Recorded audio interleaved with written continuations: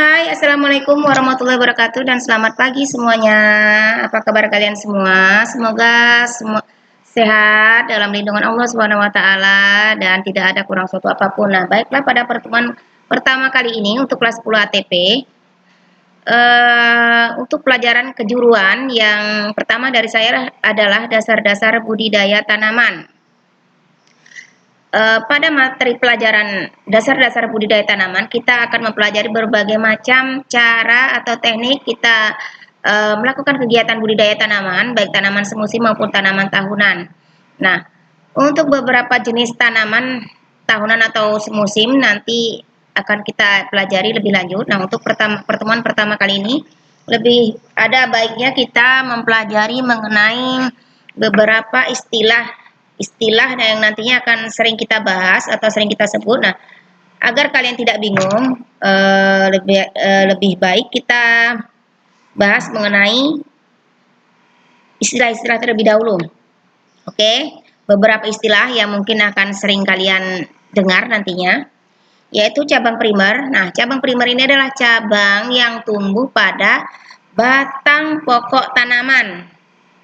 Yang kedua, cabang sekunder. Cabang sekunder adalah cabang yang tumbuh pada cabang primer. Kemudian cabang balik adalah cabang yang tumbuh ke arah yang berlawanan dengan arah yang diinginkan. Nah, ini misalnya cabang tanaman itu kan harusnya tumbuh ke arah luar. Nah, akan tetapi cabang ini malah melengkung ke arah dalam. Nah, inilah cabang yang disebut dengan cabang balik. Kemudian cabang liar. Cabang liar ini adalah cabang yang tumbuh di tempat yang tidak diinginkan.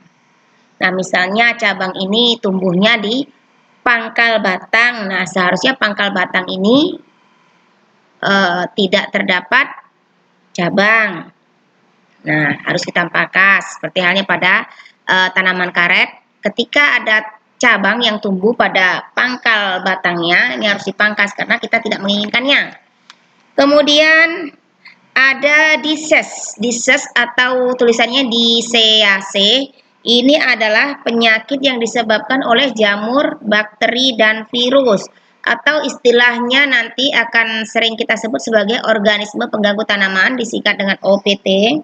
Kemudian dosis pupuk. Nah, dosis pupuk ini adalah ukuran yang harus diberikan atau diterima per tanaman atau per luasan area lahan. Kemudian fisiologis.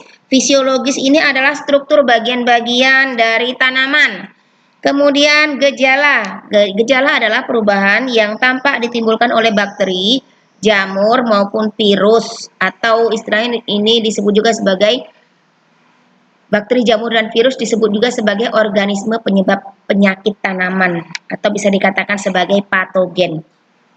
Kemudian grading adalah pengklasan mutu suatu produk. Nah, misalnya kalian mengelompokkan antara buah yang ukuran besar dengan yang besar saja, ukuran sedang dengan yang sedang saja, yang kecil dengan yang kecil. Nah, itu disebut sebagai grading. Atau mutu yang paling baik, mutu yang sedang, dan mutu yang paling jelek. Kemudian identifikasi adalah suatu kegiatan untuk mengetahui lebih jelas dan mendalam dengan melalui beberapa tahapan. Misalnya kalian tertarik ingin mempelajari, ingin mengetahui perbedaan antara tanaman dan tumbuhan. Sepintas tanaman dengan tumbuhan itu sama. Tetapi jika kita identifikasi lebih lanjut akan ada perbedaannya. Nah, itulah. Seperti halnya misalnya bahwa tanaman adalah tumbuhan yang sengaja dibudidayakan manusia, sedangkan tumbuhan adalah tumbuhan yang tumbuh dengan sendirinya tanpa adanya campur tangan manusia. Nah, dari hasil identifikasi kita menemukan perbedaannya, oke? Atau kita ingin mengetahui perbedaan antara rambutan dengan kelapa. Jadi, apa yang menyebabkan bahwa rambutan dan kelapa ini berbeda jenis tanamannya? Nah, kita harus identifikasi. Bagaimana dengan bentuk percabangannya, bagaimana dengan bentuk perakarannya, bagaimana dengan bentuk pertulangan daunnya, buahnya, dan sebagainya. Kemudian konsentrasi adalah kepekatan suatu cairan. Misalnya kita ingin mengendalikan hama yang menyerang tanaman perkebunan. Nah, kita gunakan di sini insektisida. Nah, jumlah cairan yang kita masukkan ke dalam sprayer itu berapa yang dibutuhkan, itulah konsentrasinya, kepekatannya. Kemudian klasifikasi adalah bagian-bagian yang berbeda tetapi masih satu lingkup. Kemudian metabolisme adalah proses-proses biokimia yang berlangsung pada tanaman. Nah, setiap makhluk hidup, ciri-ciri suatu makhluk itu dikatakan hidup apabila dia melakukan proses metabolisme di dalam tubuhnya. Kemudian mikroorganisme adalah organisme atau makhluk hidup yang sangat kecil dan hanya dapat dilihat menggunakan kaca pembesar atau mikroskop. Kemudian penyakit adalah suatu mikroorganisme yang terdiri dari bakteri, virus, dan jamur. Kemudian predator. Predator adalah suatu organisme yang bersifat menguntungkan, di mana predator ini fungsinya adalah memangsa organisme pengganggu lainnya, seperti halnya misalnya kalian di kebun memiliki kebun sawit. Nah, pada lahan sawit itu sering dimakan oleh tikus, misalnya sering diserang oleh tikus. Nah, bagaimana cara kita mengendalikan tikus ini? Yaitu salah satunya bisa menggunakan predator kucing. Jadi kucing memakan tikus. Jadi di sini sebagai predatornya adalah kucing. Kemudian bisa juga menggunakan burung elang atau burung hantu. Nah, burung hantu atau elang inilah yang akan menjadi predator dari tikus. Atau kita menggunakan ular sebagai pengendali dari hama tikus. Kemudian ramah lingkungan. Nah, ramah lingkungan adalah suatu kegiatan yang perhatikan lingkungan sekitar supaya tidak mengalami perubahan. Misalnya kita menggunakan pestisida yang bersifat ramah lingkungan agar tidak mengganggu ekosistem lainnya.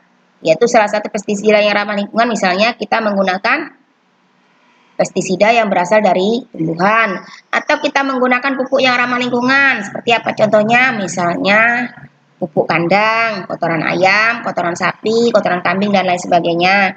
Kemudian sortasi. Nah, sortasi adalah penyisihan atau pembuangan produk-produk yang tidak sesuai. Misalnya, kita memisahkan antara produk yang baik dengan yang jelek. Nah, yang jelek kita buang, yang baik kita ambil, kita manfaatkan.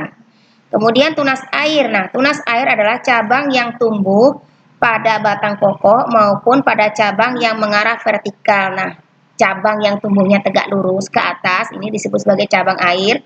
Nah, kenapa dia disebut juga sebagai tunas air? Karena biasanya pada tunas ini dia banyak mengandung air, lunak, dan berukuran besar, sehingga dia dapat menyebabkan terjadinya pemborosan pemanfaatan air pada tanaman. Nah, tunas air inilah yang harus kita buang, tidak kita inginkan.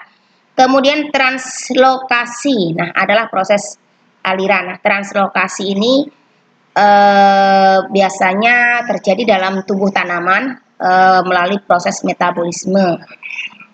Nah, demikianlah materi yang pertama. Silahkan kalian catat, kalian tanyakan apabila tidak paham, atau jika ada yang ingin didiskusikan, silahkan didiskusikan.